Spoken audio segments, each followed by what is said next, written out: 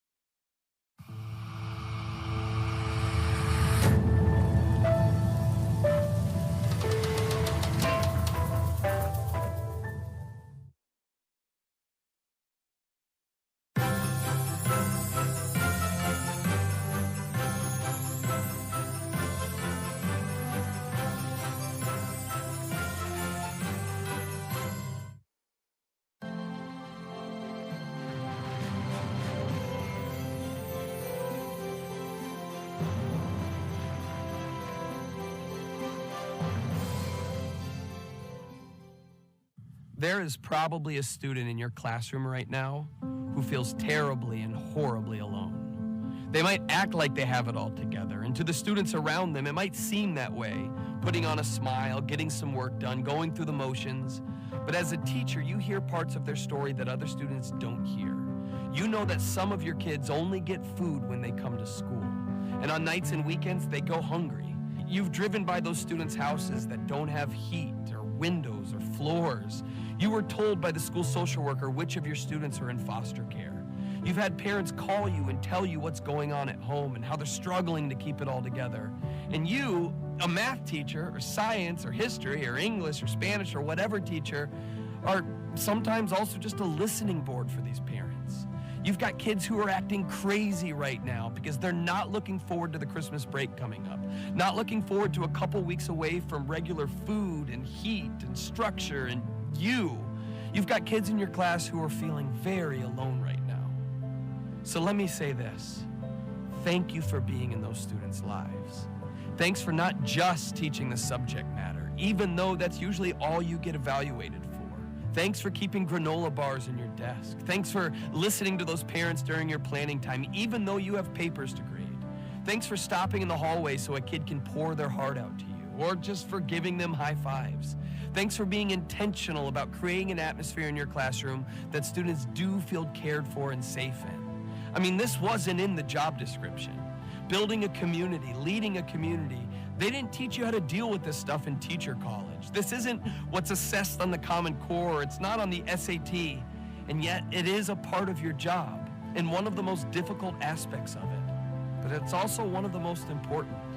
The fact is, kids who feel that they are a part of a community, a place that they get to contribute and are listened to and are valued, generally will do better academically and mentally and socially, regardless of the circumstances that they come from. This is something that you help give them by being that constant presence in their lives every day, by greeting them at the door, by asking how they're really doing, by creating activities that have them interacting with others, pulling them out of isolation. You are having an impact far more than you know. And so this holiday season, as you might be limping towards the break, know this. Let it sink in. Remind yourself of the powerful work being done in your classroom. Know that the impact of this work is sometimes hard to measure or even to realize, but I promise you, if you are caring for your students and making your classroom a community for them, you are having an impact.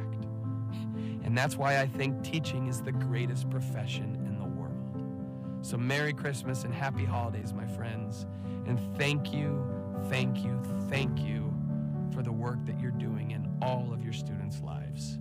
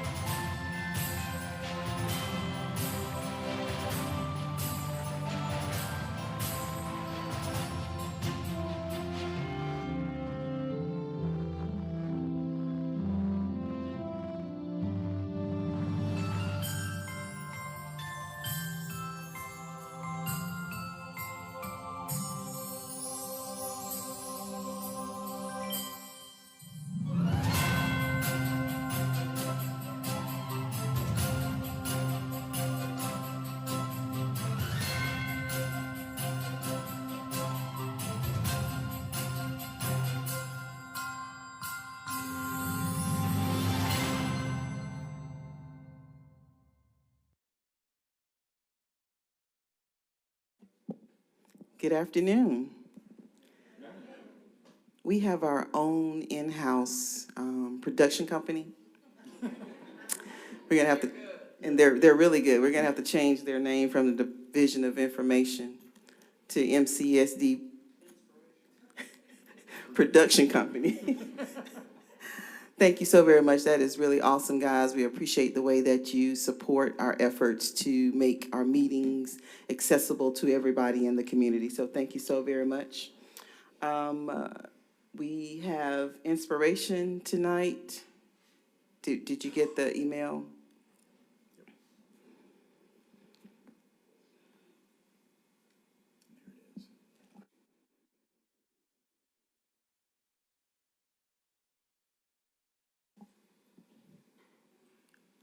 Let me get some glass. Let me get my eyes. Okay. Christmas is a season of great joy, a time for remembering the past and hoping for the future. May the glorious message of peace and love fill you with joy.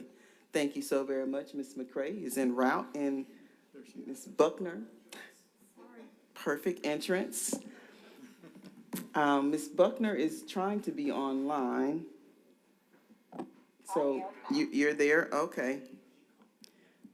And Ms. Buckner is on the phone. And so we will have our Pledge of Allegiance by Witten Arts Academy and our character word.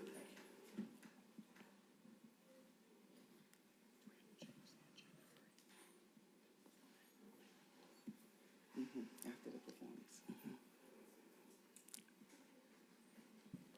Hello.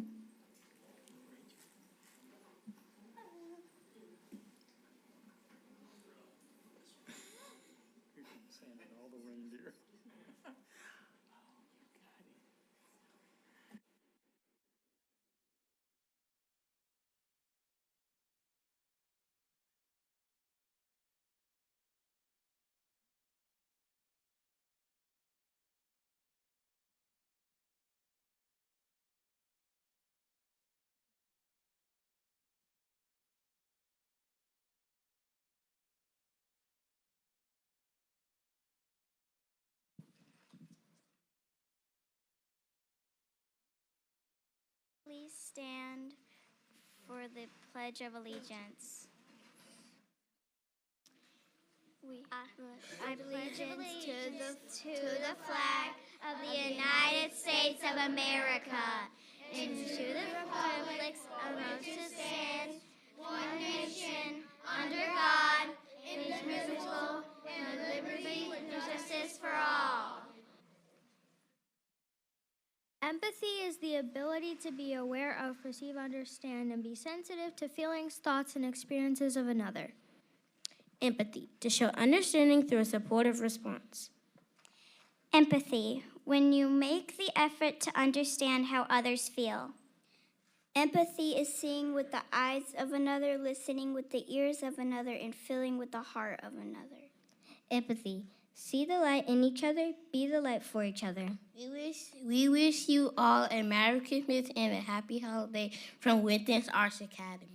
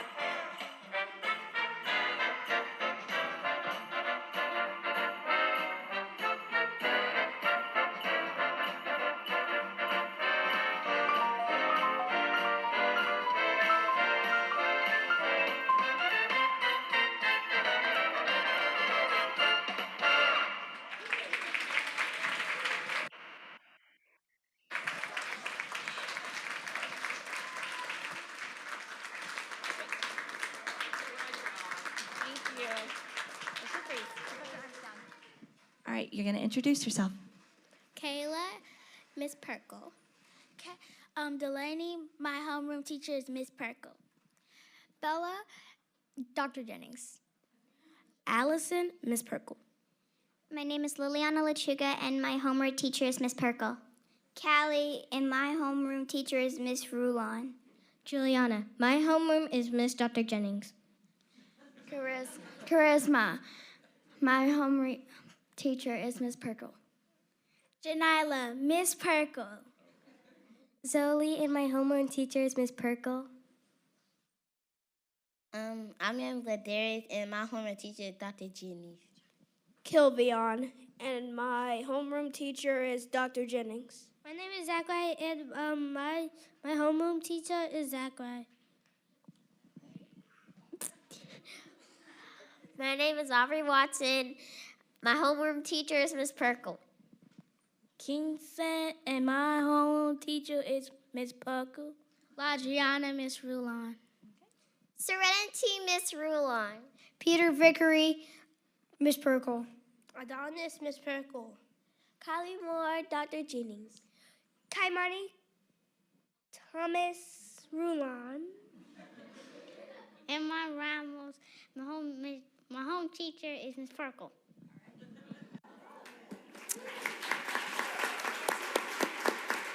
And the principal is Miss Mumpower. And the teacher, Potter, and I saw Miss Perry. Okay. And would the parents and families and supporters please stand and wave back at us? Thank you so much for entrusting these boys and girls with us. And ladies and gentlemen, this was Winton Arts Academy. It's our fine arts magnet program, and we are very proud of you boys and girls. Excellent job.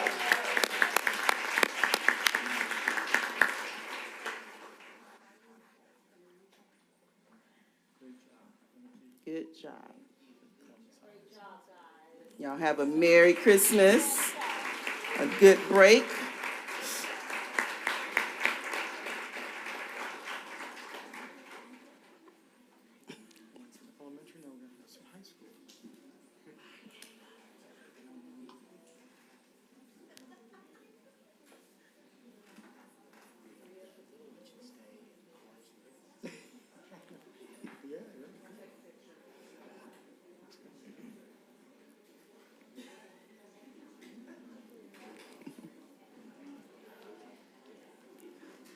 All right, that was elementary. Now we're ready for our high school performers. It's Columbus High School.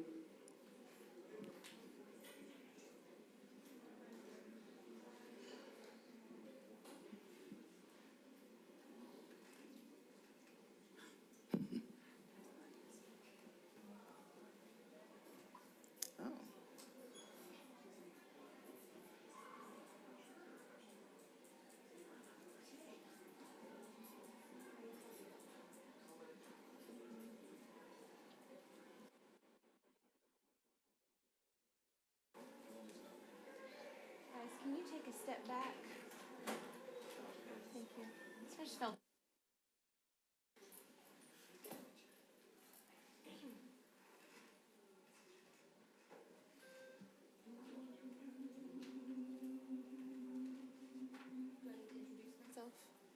Oh, well, good evening.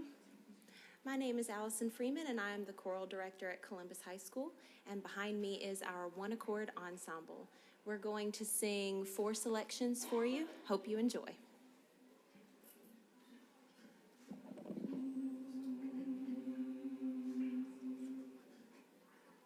Oh, hey there, Mr. Santa Claus, jolly old Saint Nick. Santa, get your action on. Santa, get here quick. Oh, jolly old Saint Nicholas, lean your ear this way. Don't you tell a single soul what I'm going to say. Christmas Eve is coming soon. Now, you dear old man,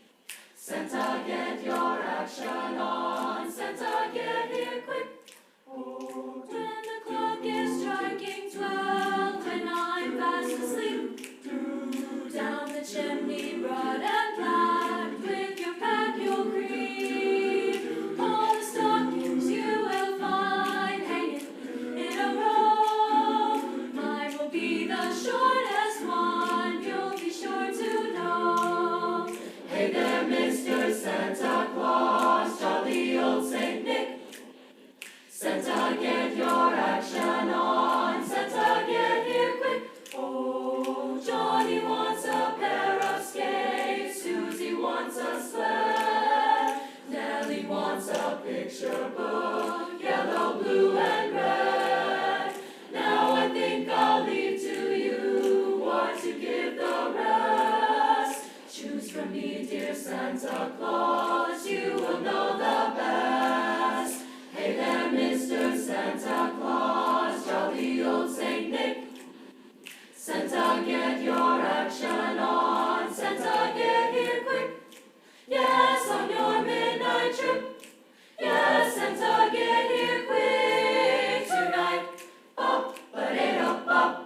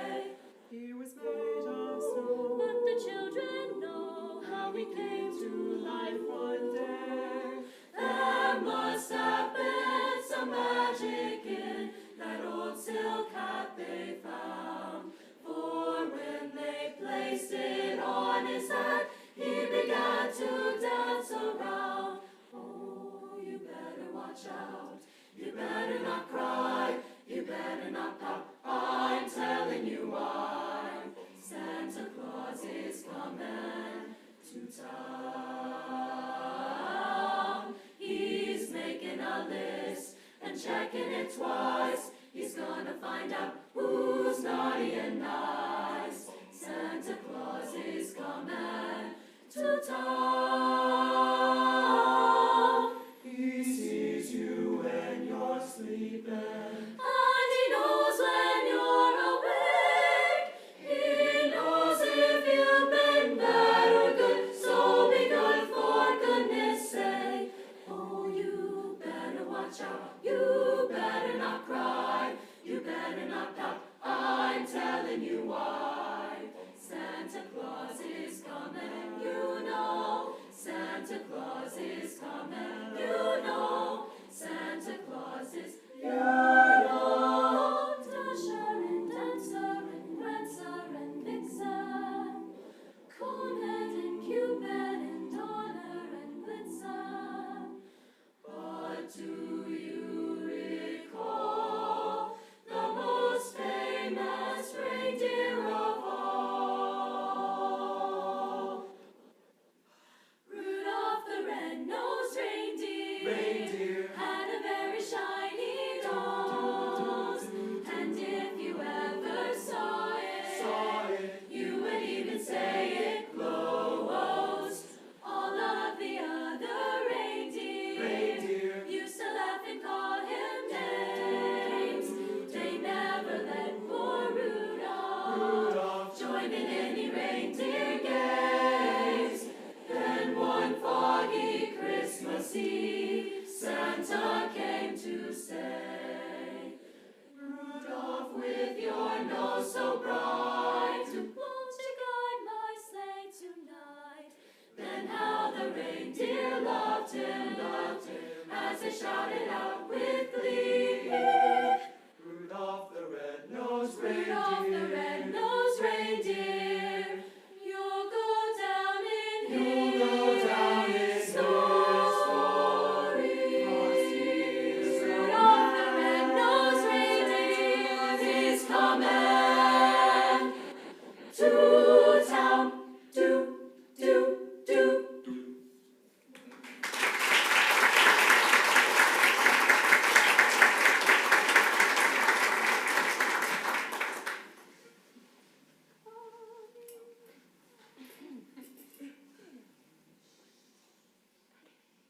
Hark how the bells, sweet silver bells, all seem to say, throw cares away. Christmas is here, bringing good cheer to young and old, meek and the bold. Ding dong, that is their song, with joyful ring, all caroling. One seems to hear words of good cheer from everywhere, filling the air. Oh, how they pound, raising the sound, all in the dare, telling the tale. Hear the ring while people sing songs of good cheer. Christmas is here. Ding dong, Merry Christmas. Ding dong, Merry Christmas. On they send, on without end, their joyful tone to every home. Hark how the bells, sweet silver bells, all seem to say, throw cares away. Christmas is here, bringing good cheer to young and old, meek and the bold. Ding dong, that is their song, with joyful ring, all caroling. One seems to hear words of good cheer from everywhere, filling the air. Oh, how they pound, raising the sound, all in the dare, telling the tale. Hear the ring while people sing songs of good cheer. Christmas is here.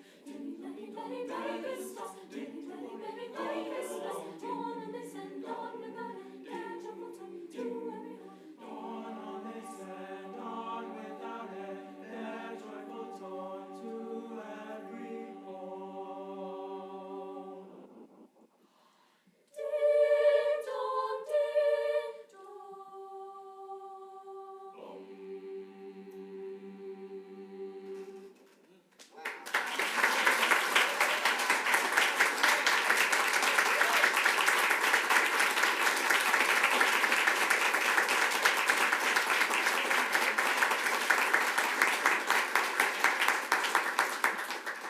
Wow. Before you go, ho.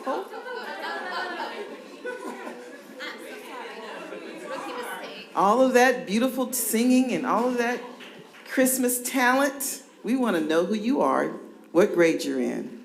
Oh, you want to go down? Down the road, pass the mic down. Hi, my name's Bella, and I'm a junior.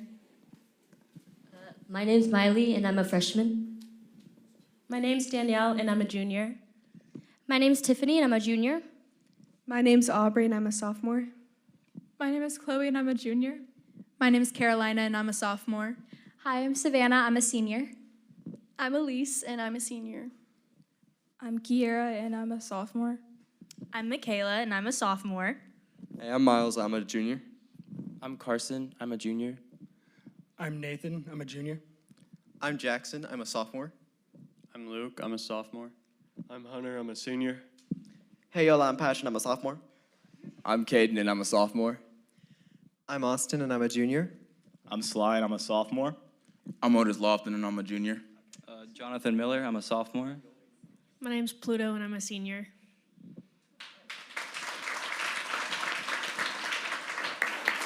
And teacher? And teacher? Well, I'm Miss Freeman, and I'm not going to say how old I am, so how about that? But this is year 15 for me, so y'all can do the math. Thank you, thank you.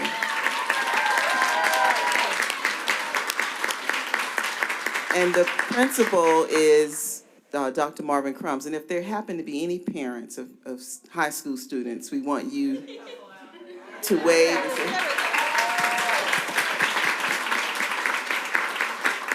thank you so very much for all that you do in supporting public education. Fabulous, fabulous boys and girls. Yes, ma'am. Thank you very much. You have set the tone for our meeting. We're all festive in a really good mood, and we hope that you all have a wonderful break. We're in a great mood. Good. Thank you. Yes, ma'am. All right, thank you.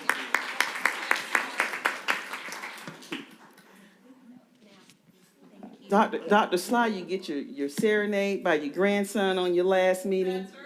That is awesome. Great job.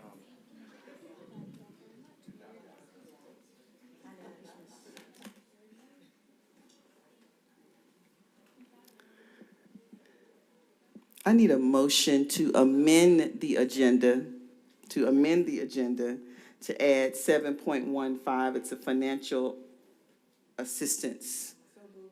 Motion by Ms. Buckner, second by Ms. Jackson. That's a hand vote. All in favor? All right. That passed. All right, so recognitions. I want to welcome all of you visitors. I hope you enjoyed the reason why we do what we do with our students here. I know we have Alan Harkness from the library, Marianne Rickner from our museum, and for me, I left Ms. Walters. Thank you so very much. And we do have some special guests and that we will recognize later.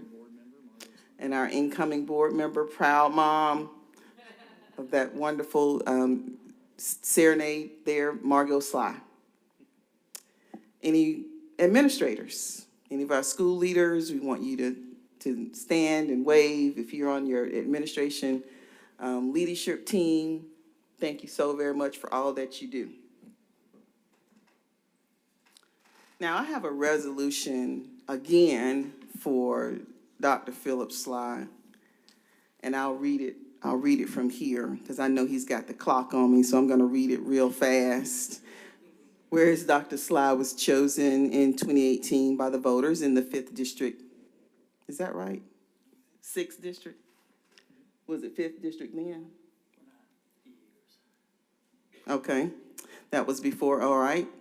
And whereas Dr. Sly has distinguished himself in military, professional, and volunteer community service at the local, state, and national levels throughout his life, upon graduation from Columbus High School, Dr. Sly pursued his collegiate undergraduate work at Emory University and began Emory Medical School at the age of 19. After graduation and completion of his medical residency, he and his wife, Margot, moved to England, where he served our country in the United States Air Force. He later moved back to Columbus to establish his medical practice, but continued his military service as a member of the Georgia Air National Guard, retiring as a brigadier general. a brevet brigadier general. Whereas Dr. Sly played a significant role when the school board sought legislative assistance in allowing citizens of Georgia to change the state constitution so that lawmakers could grant school boards throughout Georgia the power to seek special purpose local option sales tax authority. Dr. Sly was a strong advocate and participant in those efforts which affected the whole state of Georgia and which originated with the Muscogee County School Board. Whereas Dr. Sly, during a time of dissension to build a new public library and green space within the community, Dr. Sly publicly used his Boy Scout passion to bring the community together with the words, "I have not forgotten what I learned when I was working toward the Nature Study Merit Badge in Boy Scouts. I favor creation of as much green space at the library as possible. I am bound, however, as a school board member, to make decisions that are best for our school district, keeping our uppermost in mind careful stewardship of taxpayers' dollars." Dr. Sly's words brought calm and unity and allowed a Capitol building project to be completed and currently is paramount to this community. Whereas Dr. Sly, in the face of great public debate to build a new public education center, voted to approve the new administration building, as the magnificent building will have a positive impact for public education, and the location close to Macon Road will allow all to see the importance that Columbus, Georgia places on education. Whereas Dr. Sly has many areas of volunteer and community service, but he was particularly devoted to Boy Scouts of America, frequently traveling to national meetings at his own expense. Locally, he served 30 years on the executive board of the Chattahoochee Council of Boy Scouts of America. He was the attending physician for 15 years at the Philemount Scout Ranch and represented the southern region of the National Advisory Board for 20 years. Whereas Dr. Sly has provided exemplary service as chair and vice chair on an elected and appointed board, he worked tirelessly representing the board as a statesman with steady leadership and commitment to stewardship. He has diligently worked to keep an emphasis on student achievement and development of the whole child. Whereas Dr. Sly is a member of the Columbus Rotary Club for 36 years, serving as president in 2000 and 2001. Moreover, he was also an active member of Trinity Episcopal Church of Columbus. Okay. Whereas Dr. Sly performed his duties for citizens of District 6. Is it 6 or 8? District 8? District 8. And also the larger community with diligence, foresight, common sense, and courage, and especially with love for every child. He has earned the respect and gratitude of this board and the many citizens who know of his work. Now, therefore, it is resolved that the Muscogee County School Board does hereby commend and thank Dr. Philip T. Sly Sr. for his service on the Muscogee County School Board. Be it resolved, this 12th day of December, 2022, during the regular scheduled board meeting. Motion by Ms. Williams, second by Ms. Buckner, to approve this slide in our gratitude and appreciation for Dr. Philip Sly. All in favor, raise your hand. That passes. Thank you so much, Dr. Sly, for your service.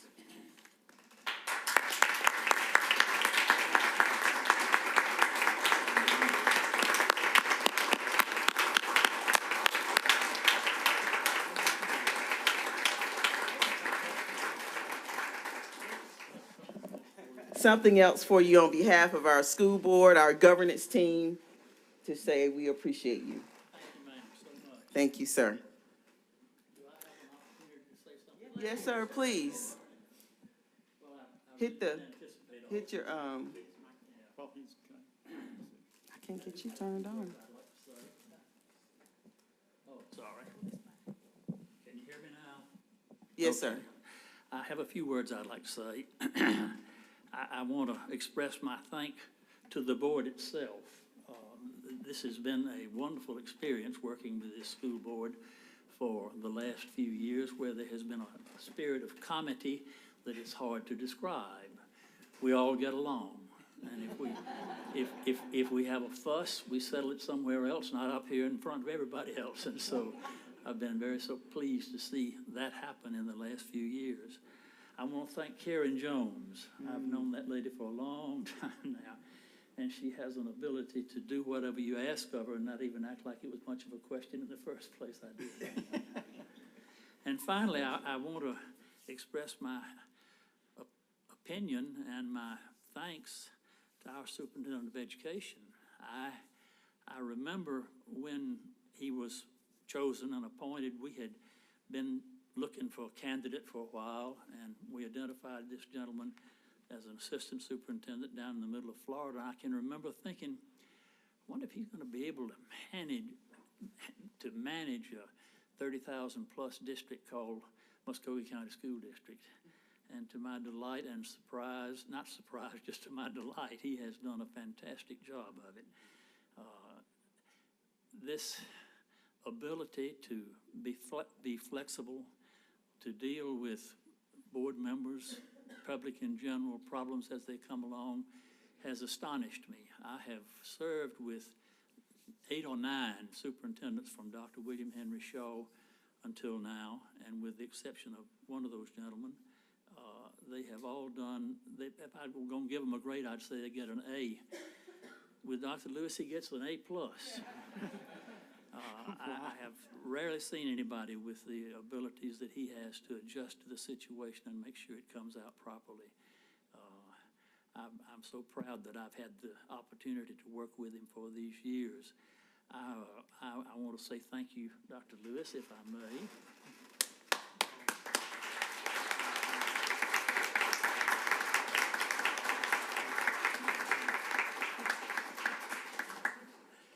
And I'm going to say one more thing. I started in 1972. I've had a gap or two, but when you add all that up, it comes to 50 years that I've been associated with this board. And I'm happy to still be standing, much less leaving the board. Tonight, I'm going to a meeting of a group that's called the Camden Club, and it was started by our first superintendent, Dr. William Henry Shaw. There are 18 men scattered around Columbus that try to deal with problems before they get out of hand, and that's why this is the 75th anniversary of that organization. And so I'm leaving, and I'll tell you all good night, and thank you. It's been a wonderful time.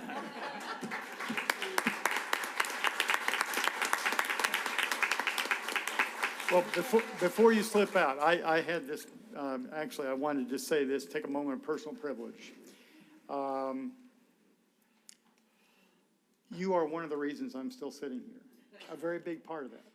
And I just want to tell you, there are not many people that have the ability to demonstrate and personify character, integrity, and truly what it means to be a gentleman the way you have. And you've distinguished yourself in service, both in your personal and professional life, and particularly in your community life. And I just want to say how very much I am proud to be associated with you, proud to have worked with you. We will miss you, but we look forward to working with the legacy that is your daughter, and appreciate very much your commitment to public education that is second to none. And as you said, 50 years of service, I'm coming up on that, but I'm not sure I'm going to make 50 years. But nonetheless, I am just so very appreciative of you and all that you stand for. Thank you, sir. Thank you, Dr. Lewis. I appreciate it.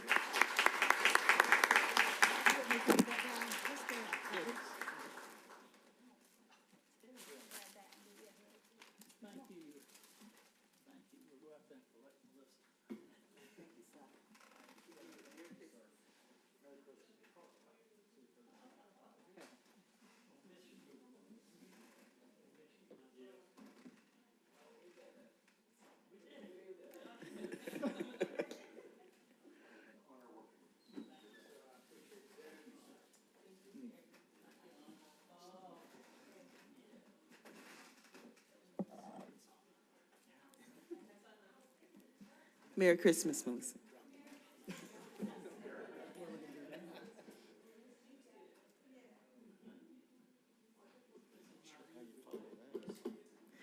Well, shall we adjourn?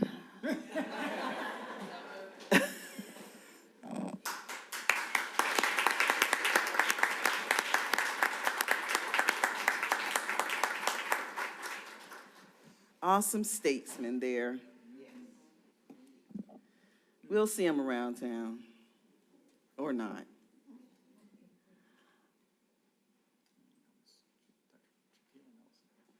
All right, we're down to item 3.02, Dr. Nelson. We have, okay. We're ready. Good evening, everyone. I want to say, Madam Chair, our wonderful superintendent, an amazing school board, and our hardworking cabinet, thank you so much for giving us this opportunity to highlight an amazing man. I titled this Life and Legacy of Judge Gil McBride. So I want to take this opportunity to honor someone who's meant a lot to our particular school district, surrounding counties, but we know he plays favorites, right? Muscogee County. Judge Gil McBride grew up in Columbus, Georgia, where he was educated in local schools.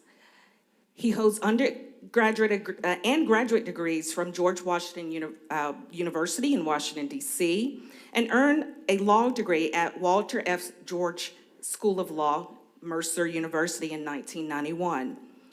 During his years in Washington, Judge McBride worked for Congressman Jack Brinkley and met and married the former Betsy Wagner of Maryland. After law school, Judge McBride returned to Columbus to practice law and raise a family with his lovely wife. In 2008, Judge McBride won a contested race for Superior Court judge and has run unopposed since such time.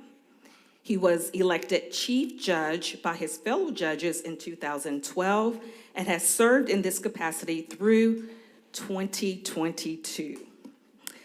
Over the years, Judge McBride served as president of the Columbus Bar Association, president of the Kiwanis Club of Columbus, chairman of the Valley Rescue Mission, chairman of the Law Library Boards of Harris, Taylor, Muscogee, and Talbot counties, and overseeing student attendance and truancy reduction efforts across the Chattahoochee Judicial Circuit. And he's also served as the chair for the Student Attendance and School Climate Protocol, as well as the Chattahoochee Child Abuse Protocol, which we lovingly call CHATCAP. He has also been an adult leader in Boy Scouts and presently serves on the boards of the Emmanuel Preparatory School in Midland, Georgia, and the Humane Society of Harris County. He and his family are active worshipers at Bethesda Baptist Church in Ellerslie and St. Paul United Methodist Church, where he teaches senior adults Sunday school and leads book studies. Judge McBride has a strong interest in adoption law, the legitimization, get that right, child abuse prevention, and speaks often on these subjects. He has been recognized for his efforts on behalf of children by being inducted in the 2022 into the Hall of Fame for the Boys and Girls Club of Chattahoochee Valley. His efforts on behalf of minority and disadvantaged youth resulted in him receiving the Whitney M. Young Award for Boy Scouts of America. Both Judge and his oldest son are Eagle Scouts. He and Mrs. McBride have 4 children, Gil IV, Elizabeth, Michael, and Caroline. As one can see, Judge McBride is a true champion of children. His love, patience, passion, and compassion does not go unnoticed. On behalf of Muscogee County School District, we honor you for your dedication and commitment to serving our students and staff. You, try not to cry, you, Judge McBride, have impacted generations, and we thank you. Judge McBride, if you'll come up, we have a presentation. Dr. We're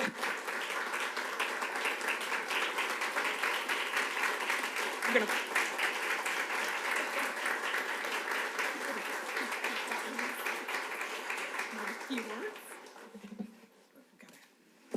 Congratulations, Judge. Thank you so much. We appreciate all that you do. And thank you for partnering with us with that very important matter about attendance It's for been an honor. students. Thank you.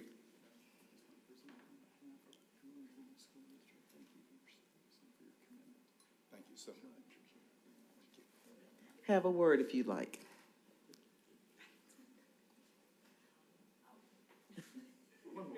One more.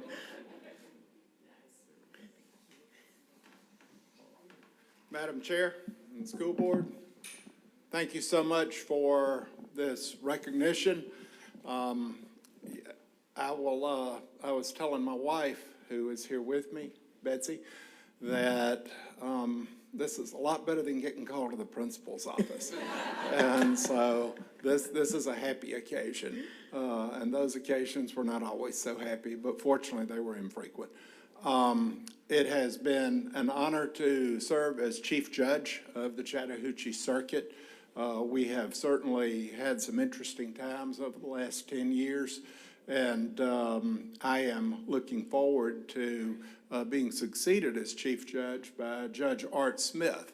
I'm not going anywhere. I like what I do every day, but we did determine that it was appropriate, given the legislature's direction that we elect our Chief Judge and rotate the position among us, that we in fact go ahead and give way to the legislature's will. So Judge Smith will be taking over on January 1, and I'm delighted to see him in that role.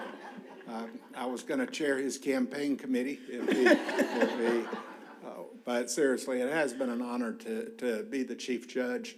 Working with different counties has been a wonderful experience, but I will say that Muscogee County was always at the top of the list. This is where I grew up. I was educated in our public school system here. My mother worked out at Kendrick High School for a while, and so we're champions of education in my community, in my family, and are grateful to you for all of your work, your service, and look forward to continuing to work with you. Thank you so much. Thank you.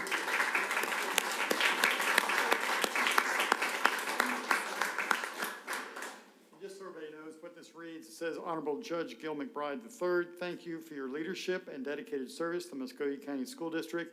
And again, we are just very honored to have the opportunity to work with you and are pleased to be able to present this. We hope you'll display this with pride for all of your work with us, and we appreciate everything that you do and mean to our community. Thank you. I would be remiss, Judge Art Smith, will you come up for us?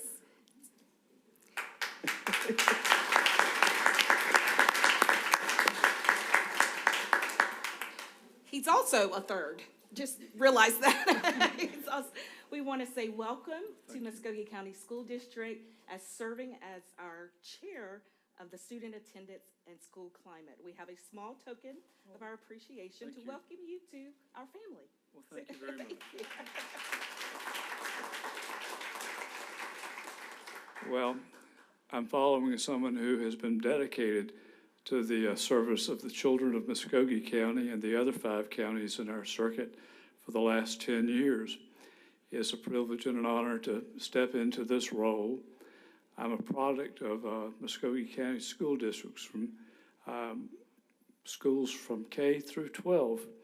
I graduated from Columbus High, and I tell people I went to Columbus High when you didn't have to be particularly smart to go there. You just had to get there. But I come from a family of people who have worked for Muscogee County School District. My wife, Sue, is a retired speech-language pathologist for this county school district. My mother, Louise Smith, and my mother-in-law, Freddie McQuaig, retired from Muscogee County School District. So I appreciate the confidence that you expressed tonight. I'll do my best to do my duty. Thank you very much.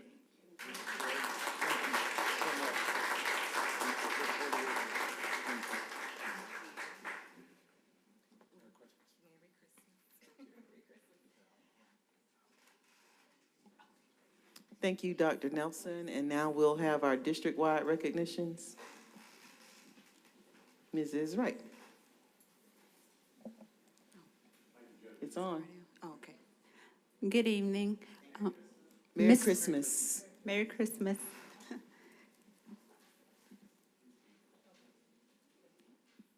Oh, okay, so your fan club was here. Okay. Fan club and supporters, please wave. I'm sorry we didn't recognize you. Thank you all. I yield to Miss Latoya Akins-Jackson. She's going to present the December Power of We Award. Thank you.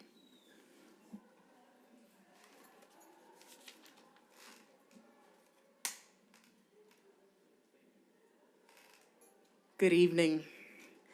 Before I begin, I want to take an opportunity to thank Kimberly Wright for all of her assistance in helping to create the Power of We Award, and Corey Neal, Mrs. Carter, and Dr. Lewis for supporting this effort to rebrand this amazing award. So thank you so much, Dr. Lewis and Mrs. Wright. All right, the exciting part. The Power of We Award December recipient is Anthony Sullivan, Special Needs Bus Driver for Transportation. Anthony Sullivan joined the Muscogee County School District in October of 2020 as a Special Needs Bus Driver.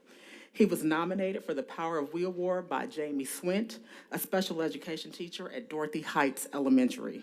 The nomination was strongly supported by his supervisors and Chief Operations and Facilities Officer, Mr. Travis Anderson. For many students, the first and last staff member they interact with is a bus driver. That interaction is even more profound when special needs students. Mr. Sullivan is intentional about developing meaningful relationships with his students and their families. His dedication to working with special needs students is exemplary and shows his commitment and compassion for his vulnerable population. Mr. Sullivan focuses on learning and understanding the needs of each of his students to ensure a safe transport to and from school. Additionally, Mr. Sullivan works closely with parents to support them in providing specialized transportation services and understanding safety equipment for their children. He also goes the extra mile to ensure parents have access to resources that they need, assistance with completing required paperwork and submitting documents, even going as far as making house calls for families without transportation.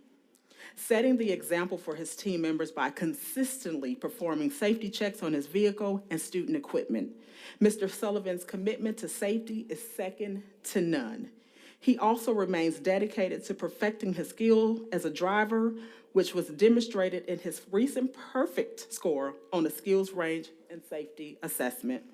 The Transportation Department is extremely grateful for Mr. Sullivan and his steadfast commitment to the students of Muscogee County School District. Ladies and gentlemen, our December award recipient, Mr. Anthony Sullivan.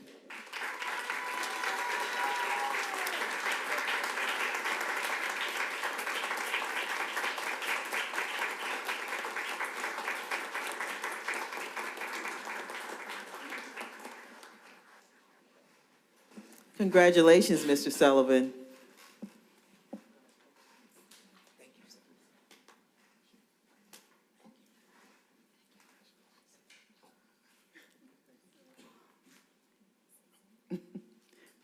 You know, we take a lot of pictures, so you have to be ready. Thank you so much, Mr. Sullivan. Congratulations. Have a word, if you will. Thank you. Giving honor to God and my wife, who's the greatest supporters in my life. To the school board, to Mr. Jackson, the director, and Miss Lily, the assistant director, and to my supervisor, Danielle Murray, Zone 5 Special Needs Zone. I really appreciate this award, and I thank you for recognizing me. It's a great honor. Thank you, sir.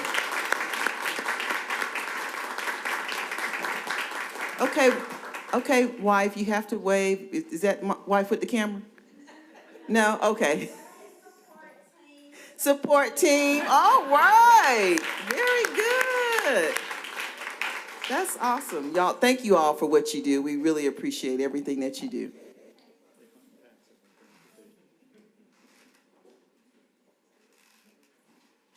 All right, that concludes our system-wide recognitions.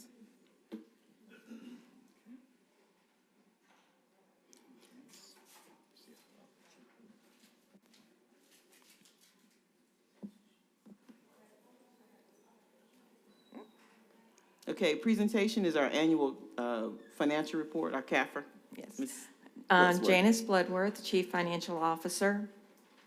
Later this evening, you'll be asked to vote on the annual comprehensive financial report as of June 30th, 2022. You should have received both an electronic copy and a paper copy of this last week for your review. Tonight, I'd like to share a couple of highlights from this year's report, and Brian Rutledge from Robinson and Grimes will share the results of the audit. The first highlight that I'd like to point out is our fund balance. That we ended this year's fund balance with $62.6 million of fund balance. This is up $12.6 million from last year's $50 million. This is a really solid fund balance, and just pleased to be able to announce that.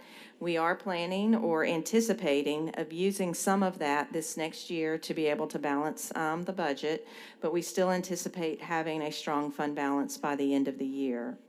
In addition to that, earlier this year, back in July, we issued $57,330,000 worth of general obligation bonds. And these will be paid over the next 5 years using the eSPLOST funding or proceeds. And we were able to begin spending a lot of those funds on various projects this year, including the stadium and all of the other ones that you've seen through each month through the construction reports. We also this year closed the final out the 2009 and the 2003 SPLOSTs. We no longer have any funds related to those SPLOSTs. The other point that I wanted to make was that federal. And can I Yes. just interrupt? You said we no longer have any funds, but the projects are complete. The projects are all complete, and the funds have been all expended on the appropriate fund projects. Yes. The other major point that I wanted to bring up tonight was the Federal and State Programs Fund received approximately $35 million in ESSER funds this year. And those are the elementary, secondary school emergency relief funds that we got as a result of COVID-19. You can see details of that in the report. The biggest expenditures that we had with that were the behavior support program, the summer learning experience, and the salary supplements that we gave to employees. The other fund that has benefited from additional funding from the federal government has been the School Nutrition Fund, which added approximately $9 million to their fund balance, which is a significant increase for them. This is a result of two different things. One, they received over $2 million of just additional federal funding for them to spend, as well as an increase of almost $1 per meal in the reimbursement rate over the 2019 rate. So those were the main points of this year's audit, and I will turn it over to Brian to give you the results of the audit. Thank you, Ms. Bloodworth, and I just want to make a point of clarity. Those documents, that one-page document will be available how soon on our website. We did not have it here to present tonight. That talks about the summary. The summary? We'll have it available. Yes. On our website. The actual financial statements will also be posted on the website as well. But I will get the summary to Ms. Jones. Thank you. Thank you, Janice. Thank you, Madam Chair, Superintendent Board, for the opportunity to come and talk to you all. Again, as Janice said, I'm just going to give the summary of the auditor's results. Again, I'm Brian Rutledge with Robinson, Grimes and Company. Also have with me Jenna K. Favors. She's a partner in our firm also that led the audit team and worked with Janice and her group. And Just like to thank Janice and her team for getting the information to us. And again, she puts this financial statements together. And what we as auditors do is give an opinion on these financial statements. And if you look on page 132 and 133, it's kind of a summary of auditors' results. And we gave an unmodified opinion on the financial statements, and that's actually on page 1 through 4 of these financial statements. We also give a report on internal control over financial reporting, and it disclosed no significant deficiencies or material weaknesses for the year ended June 30, 2022. And that's actually on page 123 and 124 of this document. Also in that report, we disclosed no instances of non-compliance for the year. So again, that was the independent auditor's report on internal control over financial reporting and compliance and other matters. We also give an opinion, a report on compliance for each major federal program, and that disclosed no significant deficiencies or material weaknesses in internal control. And that's on pages 125 through 127. And also in that report is an unmodified opinion on the district's compliance with its major federal programs. No audit findings were disclosed that are required to be recorded, reported. As Janice mentioned, one of the major programs that we audited was the ESSER funds. As Janice mentioned, a major program during the current year. And also Title I was a major program that we audited. And the school district did qualify as a low-risk auditee, as we say here in the summary of auditors' results. So again, we clean opinions, clean reports on the financial statements. We also give a report on the eSPLOST, the performance audit, and that was in a separate book. And again, clean report on that. Again, we come in and look at the administrative controls, look at the bid procedures, the construction-related expenditures, and conclude that the school district expended the eSPLOST funds efficiently and economically for the year ended June 30, 2022. So again, that's in a separate report. We met with the audit committee last week and went over this in a little more detail, as well as the letter that those charged with governance letter. Again, if there was any issues, any disagreements with management, we would report that in that letter. Each of y'all should have got a copy of that. I won't go through it, but really nothing that we need to bring to your attention. But if it was, that's where it would be in that letter, and we would point that out. So again, appreciate the opportunity and thank Janice and her team for their hard work. So Also, we want to thank Robinson and Grimes for being our external eyes. Is that what you want to say, Dr. Lewis? And we do have a disclaimer. Yes, I asked to give the Buckner disclaimer. The Buckner disclaimer. Because I know we will address the CAFR in the action agenda, but before we get there, I wanted to thank Brian and Robinson Grimes, Janice and her team, and Lori McRae for chairing this year's audit committee. And you know, this is a big part of what we do all year round, is deal with the taxpayers' financing of our public education system.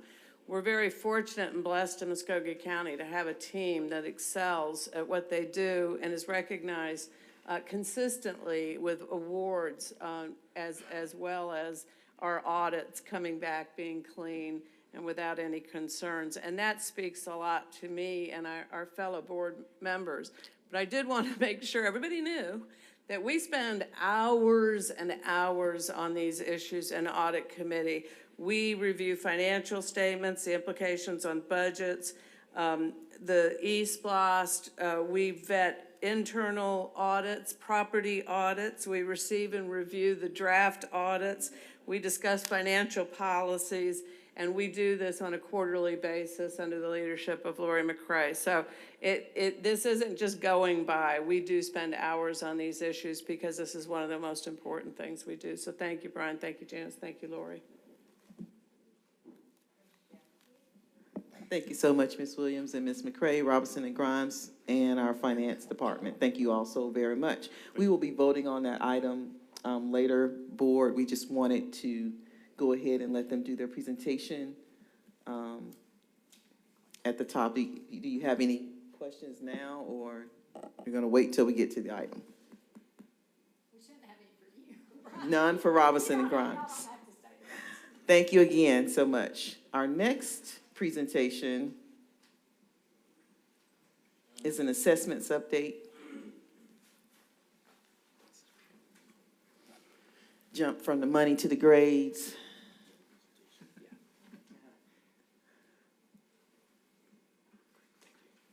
Good evening, Patrick Knopf, Director of Research Accountability Assessment. It's kind of hard to follow the CAFR, but I'm gonna do my best. So, we're gonna present tonight the graduation results, SAT, ACT, and we've added AP testing results to this as well. So I'll just start with a reminder of the four-year graduation cohort. Remember that in the past, we calculated essentially what was a leaver rate. So every year, whoever was a senior and graduated, whether they were a four-year senior, fifth-year senior, was used to calculate. US Ed requires that all states now use the same graduation rate, which is the four-year cohort graduation rate. Meaning we look at the time when someone's in ninth grade, give them 4 years, and they have to be out in the 4 years as a senior. So that's what this is reflective of here. So as you can see, we had our highest graduation rate to date, which is a credit to the schools, teachers, graduation coaches. We surpassed the state by 7.9 points overall. And here you can see an actual breakdown of the school by school. I want to mention we had 2 schools that had 100% graduation rates, and we actually had 3 schools that had their highest graduation rates to date. Jordan, Kendrick, and Spencer all had their highest graduation rates. Overall, 7 of the schools either maintained or increased their graduation rate this past year. So here's a 4-year, it's a trend data, just to give you an idea. It's actually 5-year trend data, just to visualize that. And then a systems comparison. If you look at our peer, tier 2 city peers, you can see we outperformed all of those, with our closest being Savannah Chatham. Next, we have the AP exams. Now, again, this is new information for you guys, but what we did is we took the last 3 years to give you some context for this, and what we're looking at are the percentage of students that scored a 3 or higher on the AP exam for their respective course. Now, a 3 or higher is what College Board would consider proficient or mastery of the content. Again, this is advanced college-level content. And as you can see, the district saw an increase of 5.8% overall in the percentage of students that had a 3 or higher. Also to note is we had an additional over 280 plus new student exams or instances of exams. So we're beginning to see more students engage in that type of content and take the test. Here is our SAT data, and we did see a bit of a dip, although we did beat the state and the nation. Yes, ma'am. The exams. Yes. The AP exams are, is that a fee to take those tests? Yes, ma'am. Do we subsidize or? Students that show need based on finances are able to get a fee waiver, and the state actually pays for a science or math exam for free. So if they take one of the STEM exams for AP, they get a free exam, one free exam, and any student that needs a fee waiver that qualifies for free and reduced lunch can submit the paperwork for a fee waiver to take care of that. Okay, thanks.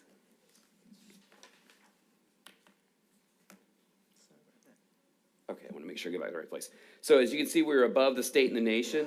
And if you look on that center column there, that was the year when we saw a lot of the testing sites closed due to COVID. And so we saw many of the schools didn't have enough students to even take the exam to even get numbers. And a lot of the colleges and universities stopped requiring the exam that year. Now, while we are still continuing to see colleges and universities who are making the SAT optional, as you can see, we're beginning to see the number of testers rise back to the level it was pre-COVID. And next are our ACT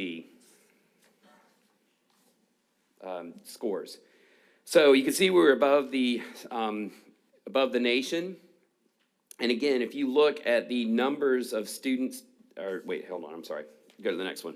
If you look at the number of testers that we have, Again, we saw an increase overall in the number of students taking the ACT. While that has not, the ACT, we don't see as many students take the ACT as we see take the SAT, but even then, we're beginning to see those numbers, again, approaching back towards what they were pre-pandemic. So, what do we do with all this? Well, for the graduation part of it, we've had some supports in place. All students have a graduation plan, which assists them in basically mapping out their way towards graduating. We have increased learning time available for students, which also gives them the opportunity to do some remediation. We also have students to do credit recovery during that time. We have the regional grad coaches, which work very hard to, one, follow students, but also just cleaning up data, making sure that we have records for students, that we keep track of where they are, when they are, to make sure we have a good accounting for them if they're out of school, getting them back into school. And they work very hard to do that and have done a very good job doing that. We have Brain Fuse and other things through the library to assist struggling learners, and we also have instructional extension funds, which again, allow for us to extend the school day, extend the school year, and give students the opportunity to do credit recovery. For advanced content, we also have some things that we've been working on, just again, to make sure that students have taken the right coursework, that they're prepared to participate in advanced learning and college prep exams. So for ACT, SAT, there's always classes available during the day for high school students. Our AP teachers receive ongoing professional development. We have the AP Summit. And right now, we're all working together on a learner profile, kind of a roadmap for success to help students know the things they need to do to be best prepared to take college entrance exams, participate in advanced content, and things like that. We added SAT, ACT, AP boot camps to the Summer of Learning experience last year to include high schoolers in that enrichment, and we're actually expanding that for this next year. It was received very well. A lot of students participated, and so there's definitely a need there for it, and there was some excitement about it, and so we have expanded that as well. And so now I'm prepared for questions.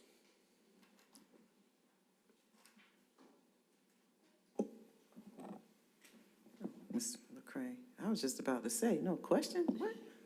This one's a little off this, but I was interested as I was watching this. It made me think of, you know, a lot of our high schools do dual enrollment, and that's a huge focus at the schools. You know, because when I was looking, I was like, oh, well, some of them don't have a very high pass rate on the AP, but then I realized a lot of those schools are more focused on dual enrollment.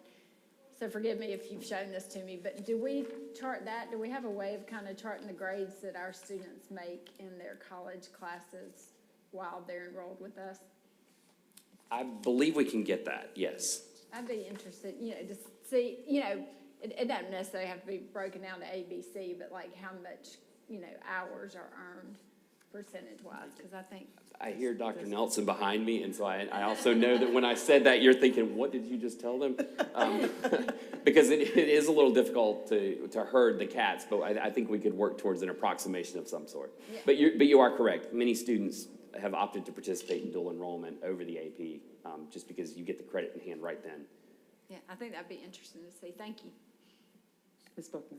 Oh, I was going to say, like the AP exams, the SAT and the ACT also, kids on reduced lunch also will Yes, ma'am. qualify for a waiver. Yes, ma'am. Thanks.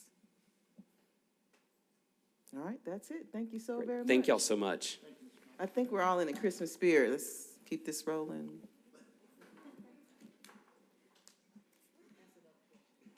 Ms. Buckner? Now, I don't know if it's appropriate. just Mr. for- Knopf? I spoke too soon. And I guess it may not even be you, Mr. Knopf. It just could be the principal at Hardaway High School. I'd like to know how many people get that IB diploma every year. Yes, ma'am. And how it trends, you know, if it's doing better, because I know it's a hard diploma to get, you know. It's a very hard I know, diploma to that's, get. I just Yeah. wondered, because I know a lot of times, a lot of kids take the coursework, but they don't always pass the test, very few of them. So I want to know if we're tracking that also. Okay, we can do that. Thanks. All right, thank you very much. Now we move into our public agenda.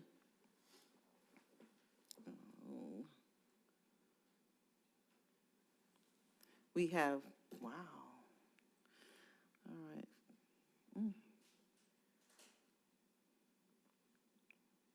We have 2 citizens signed up for public agenda. I will call you in the order that your name appears. Ms. Sadia and Salima Abdullah, and then Lindsay Woodson. Ms. Abdullah, if you would make your way to the podium. And while you're making your way, I will read our policy. All official meetings of the board shall be open to the press and the public. However, the board may meet in executive session. Citizens are encouraged to address items on the board agenda or to initiate presentations of issues appropriate for the school board's consideration. The board meeting is not the appropriate place to review individual employee performance or individual parent complaints that have not been addressed by the principal or the superintendent. Citizens are encouraged to follow the normal channels to address such problems, which would be through the superintendent's office and through Ms. Karen Jones.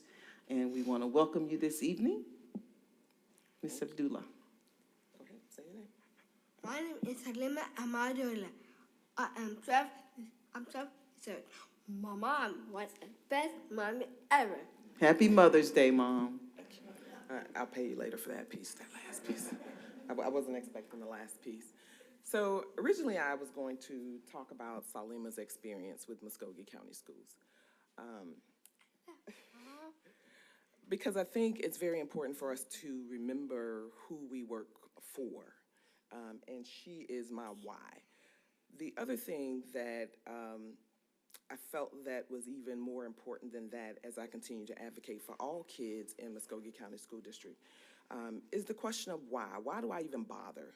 Because I could just, do what I need to do for my children and not worry about all the other kids in the district. If I so desired, that's a choice that I could make. My why is because I am the child of Mamie Cannon and DeWitt Cannon. My parents were born in the Deep South. They were not afforded an education. They were working in fields. They chose to migrate to Chicago so that they could give us a better opportunity and a chance at getting an education.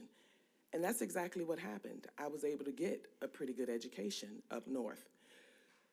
So I fight because I am the product of generational poverty, as was mentioned last week. That is me.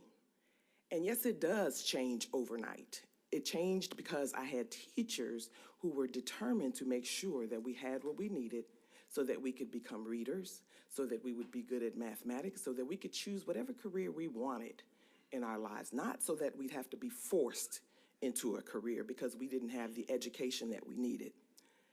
So when I hear people say things like poverty, generational poverty didn't happen overnight and therefore we can't solve it overnight, it angers me because I know it's not true. It is absolutely not true.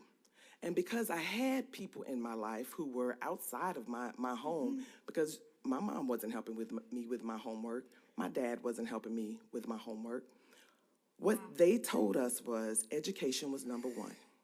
When you get home, you go to that dinner table, you get your homework done. It was then their connection with the schools. You never wanted the school to call home. My mom's biggest rule was, whatever you did, you better come home and tell me first, because if I have to hear it from someone else, we have a problem. So she could always count on me no matter how, and believe me, I'm a little feisty, as you probably have realized. I was quite feisty in my younger years and had some run-ins with some teachers because I am a principle of the matter kind of person. And if I felt the teacher was wrong, I spoke my mind. My kids get that from me, y'all. But when I got home, I told my mom the whole of it. This is what I did.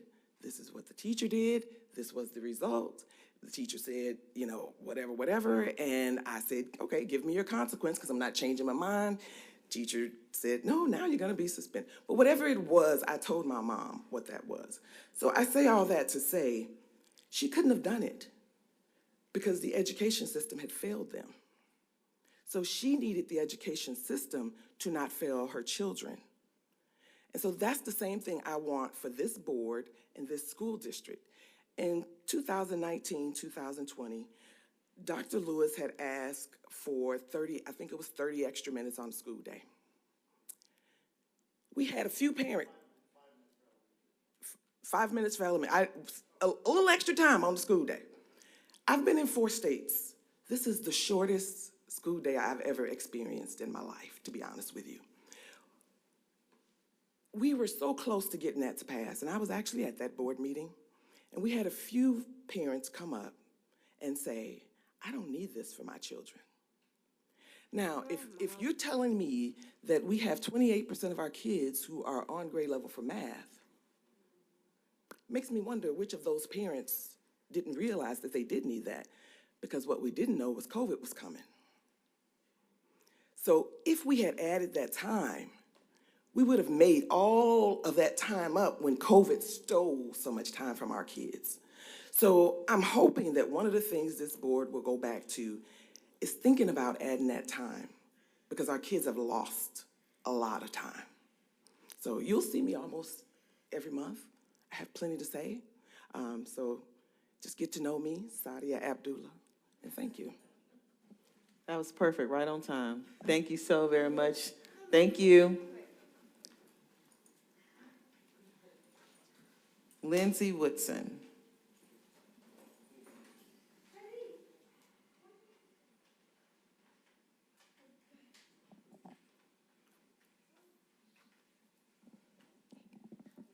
Thank you all for coming so very much. You have 5 minutes also.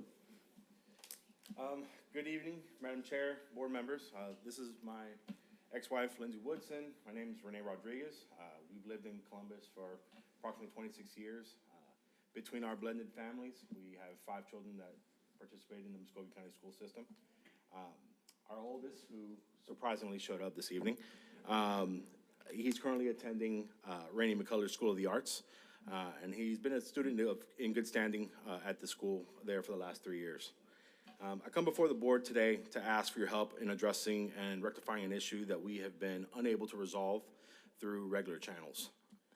While our child has attended Rainey McCullers, he's excelled in his pursuit of the arts and has also participated in a number of sports programs as part of the county's recreational offerings and some travel programs. We encourage this as a family to ensure that while he remains focused on the arts and his education, that there's a healthy amount of physical activity and organized sports participation as part of his development. During the last year, we began to explore the possibilities and options available to us to allow our son to play for the Muscogee County School District and participate in GHSA, or Georgia High School Association, sanctioned play. We reached out to the school district's athletic director, since at the time of our query, there was not an athletic director or a sports program at Rainey McCullers.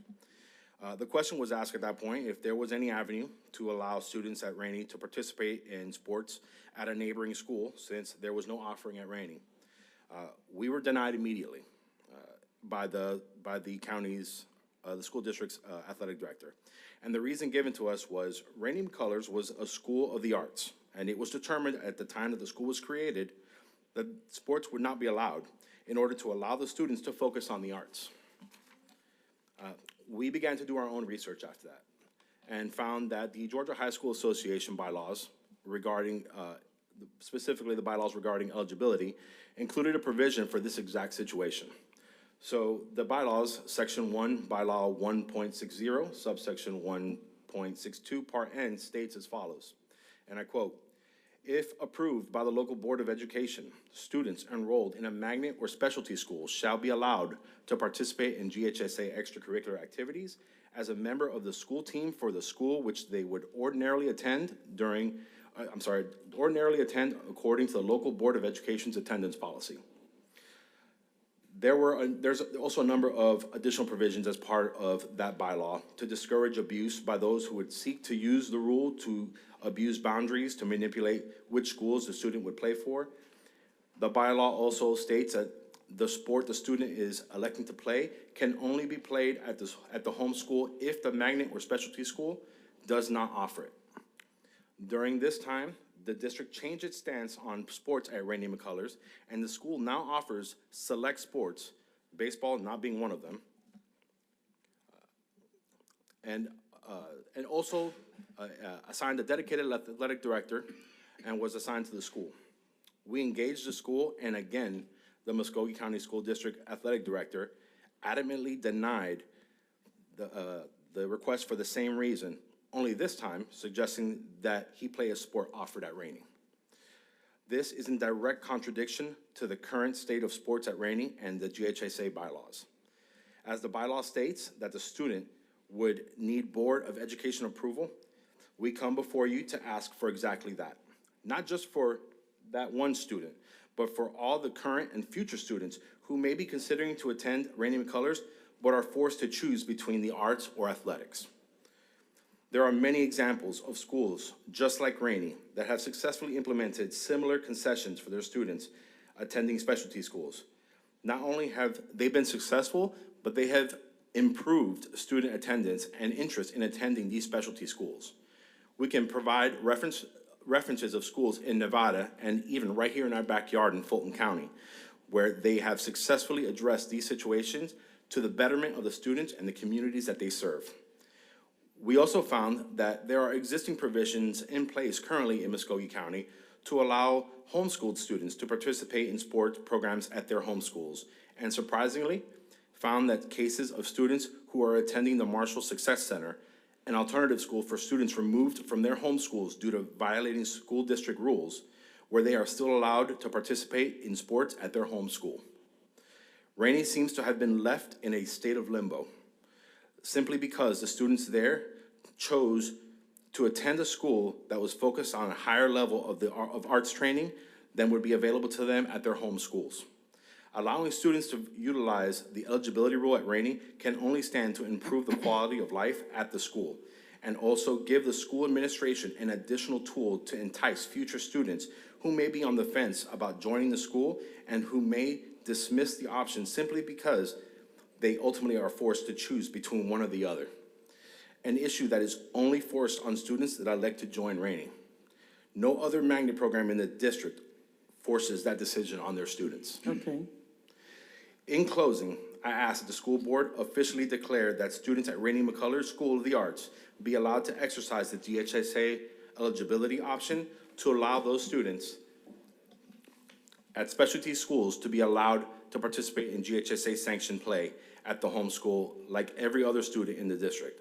This option will simply allow the student to declare eligibility, but to be clear, it will still require that the student try out and be accepted by the homeschool sports program to be eligible. Okay. Thank you for your time and consideration. Thank you, sir. We appreciate you coming before the board, and our superintendent will, he can take it under consideration and bring back a recommendation to the board. But we appreciate you coming, and we hope that you all have a happy season. All right, thank you. You as well. Be safe.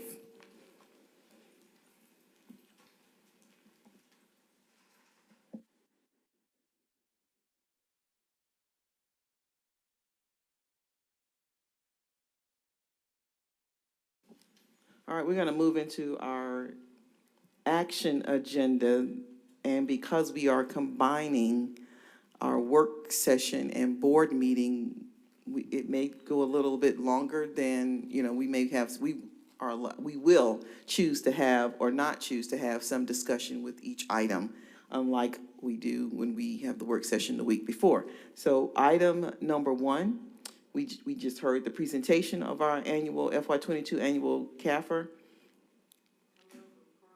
Motion by Ms. Williams, second by Ms. Buckner to approve item 6.01. Are there any questions? All right, hearing none, we are ready to vote. And get ready to set us up to vote, guys, if we don't have any discussion.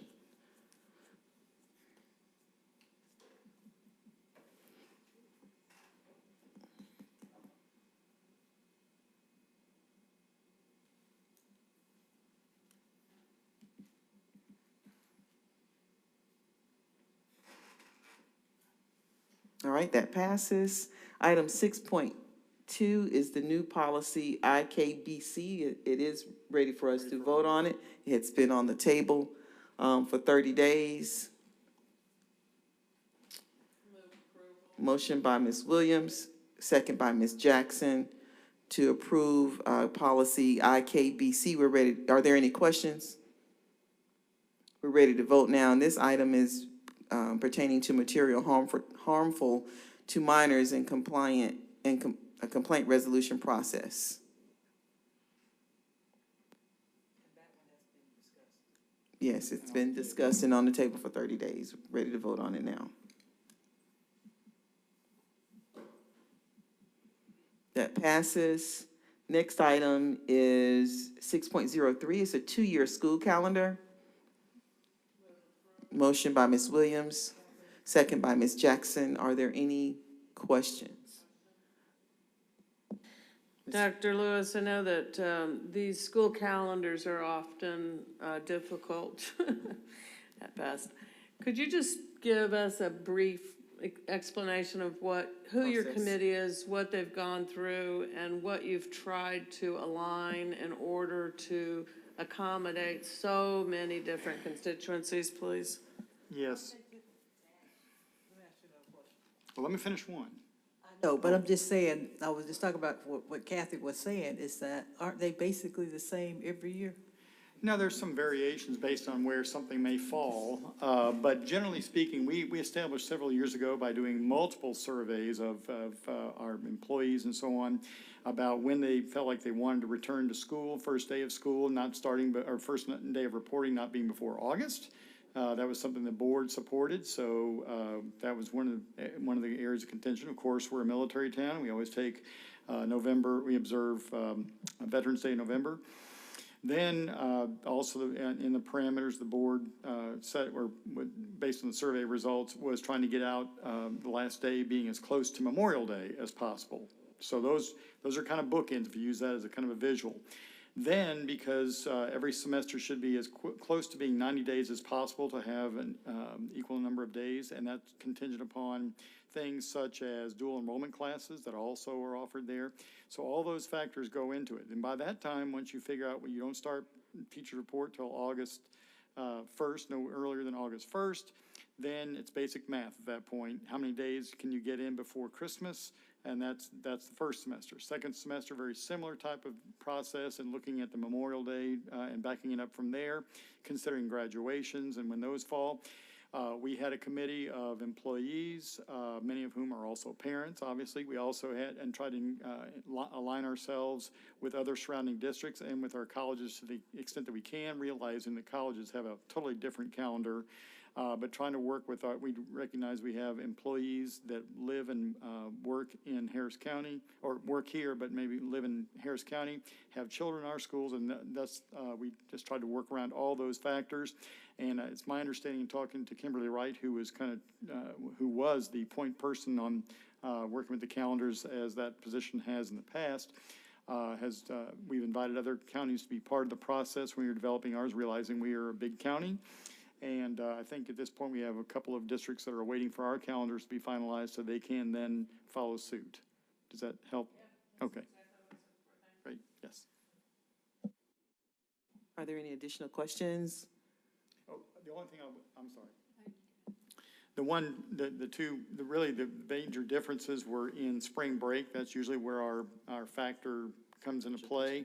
And that also is tied into testing, and we have a large number of students that test, so we gave them the option of first week of April or second week of April, and it came back primarily the one being recommended was the first week of April, based on the input we received from all of our employees, and everybody had the opportunity to participate in that. But that's where we look at, because we did try to do, you may recall, we did move the testing calendar later in the year last year.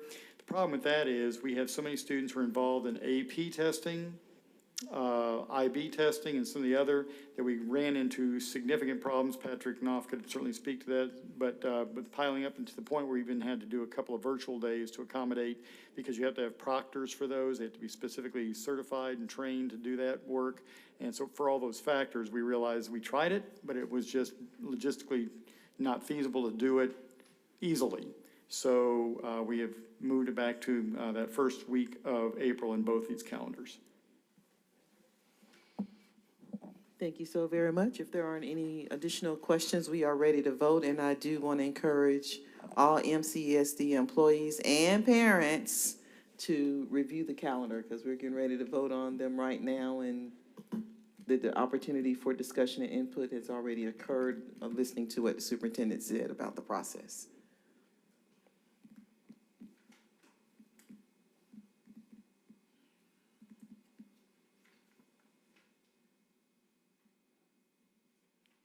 All right, that passes. Item 6.04 is the construction manager HVAC projects. Motion by Ms. Williams, second by Ms. Jackson. Are there any questions? We are ready to vote now.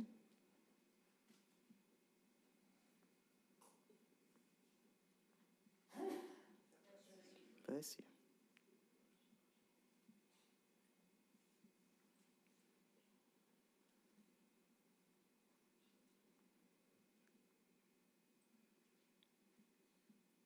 And that item passes also.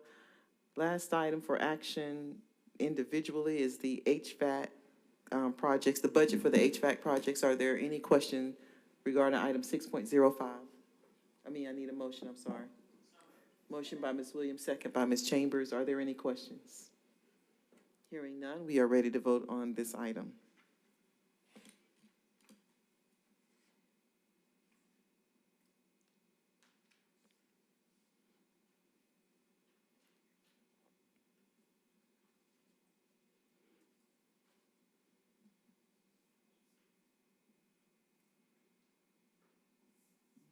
And that item also passes. And then our consent agenda has a lot of our standard monthly financial pieces.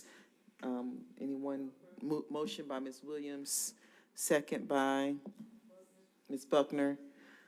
Would anyone have a question about anything, want to highlight anything in particular? Ms. Williams? I have a comment.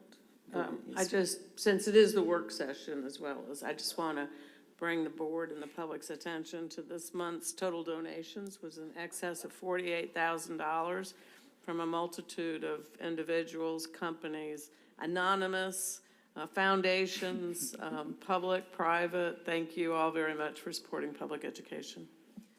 And usually during the work session, we would highlight all of the different purchases, renewals, professional services, new budgets.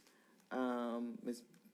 Williams just mentioned donations and our financial statements and our construction projects. And so with that, we do have an additional question. I have here. a question. Yes, go ahead. 7.10, the transportation for the athletic support, it says $50,000. And then under the note, it said that we had approved $50,000 before. I didn't really remember that, so I just wanted a briefing on that. That's for athletic charter bus travel for going, and it's just increasing the purchase order for those charter buses for athletics. When did we do the original 60? Back, I don't recall, Jeff Battles had to tell him, but I'd have to look and see, but probably, do you know, Mr. Anderson? August. Okay, August. so now we're raising it to 110. Yes. Fuel charges, I guess, increases. That And kind of that's thing. right around maybe where it usually is, right? Because sometimes it's 90-something thousand to 100 or so. I think, if I remember that number correctly on that transportation, the fuel for that transportation, which was part of a presentation with us changing the classification with school teams, if you may remember that work session, board members to have more playing each other within our city to kind of cut down on that fuel cost. So it would have been a part of one of those meetings. But the other thing too, is just recall, we're still dealing with a bus driver shortage, so sometimes we get the charter buses to make sure we can get the kids to the game in time and not have to take kids out of class early, any earlier than absolutely have to. By golly, we have such good teams. They gotta stay. Yeah. Okay, so That I is have the another truth. one now, I'm trying to find it. Okay, go Because right we're ahead. Going through quite so quickly. Okay, Item, 7.08. is that at 7.08? I know- Okay. Yes, I know we had a presentation a while back about the works. I feel like though this is about our second or third time raising the overall amount, and we're now you know, I think at the time I had kind of questioned 2 million and it went down to 1 million. Now it's back to 2 million. So I This was, is for additional schools and sites. It was a phase in. yes. So anyway, if we maybe could get, I don't know if it was Right here. in there as to how many schools we were adding for that additional.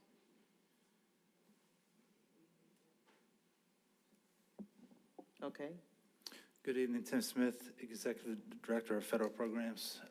So we have, this is that first increased threshold was for the fall work, and then the second one is for the spring, but we have added some additional schools. Blackman Road has come on, Arnold has come on, Veterans Memorial has come on, and then we also have an amount built in there to support some work to be done at group homes in the evenings.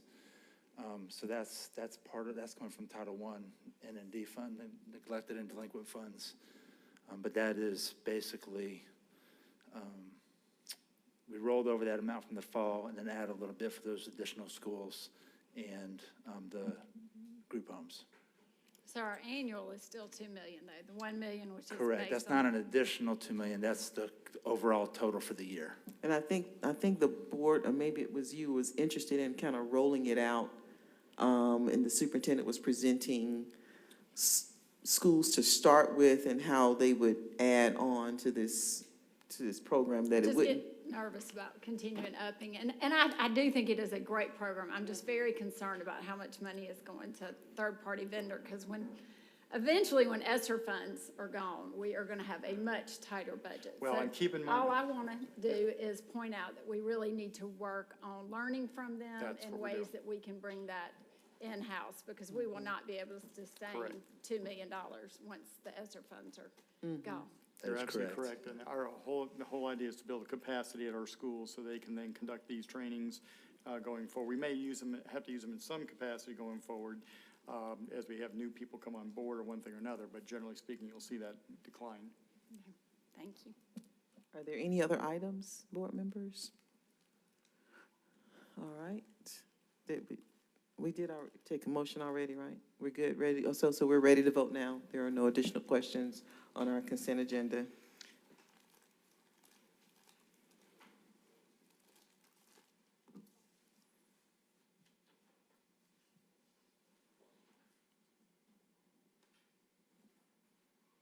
And then we have a couple of information items at the end.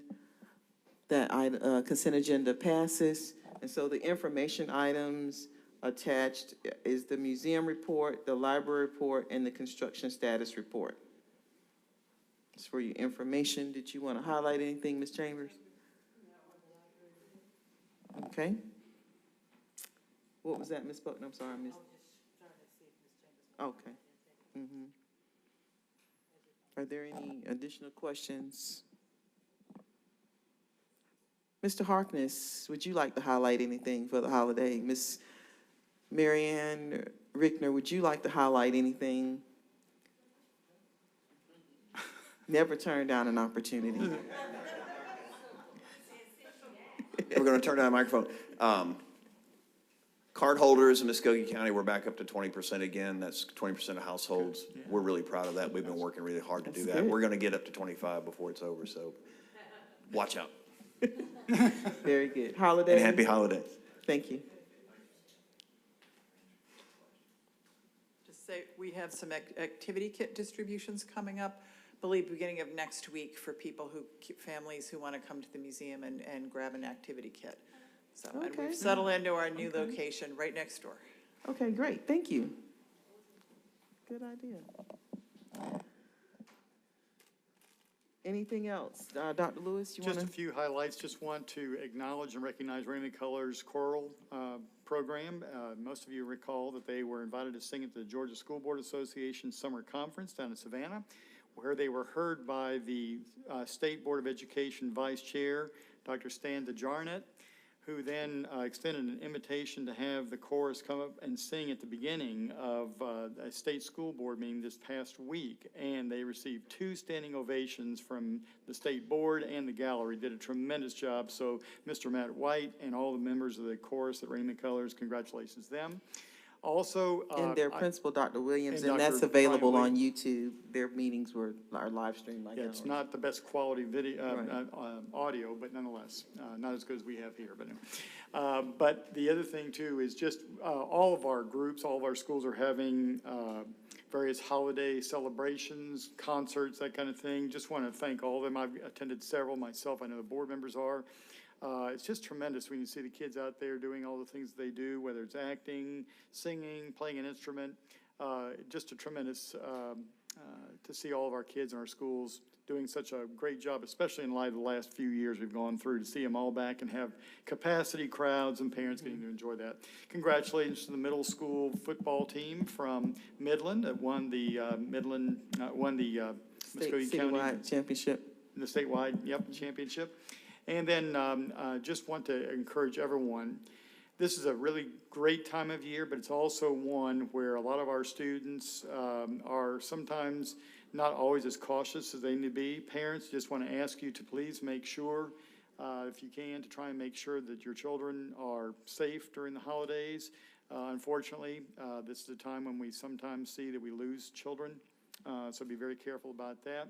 And also, I just want to recognize, as we're coming out of the pandemic, hopefully, more of our children have access with our digital devices to the curriculum, and the library has the Brain Fuse. I just want to continue to always plug the Brain Fuse. It's live tutoring for our children to access, so please take advantage of that. Like I said, we have live tutors that can work in coordination with our curriculum that's available anytime, any place with our devices.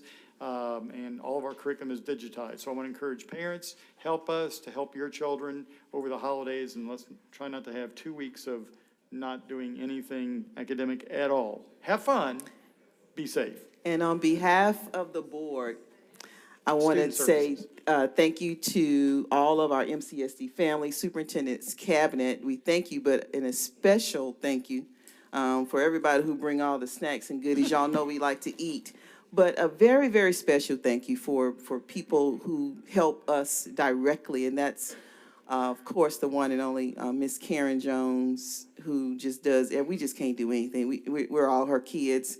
And to Miss Florine Dawkins for coming down to make it all nice and festive and making sure that we have what we need to celebrate employees that are being recognized. So thank you all for everything.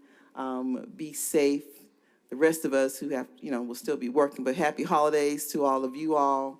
And we can waive adjournment. All in favor? Move for an adjournment. Second, all in favor? Goodbye. Happy holidays. Be safe.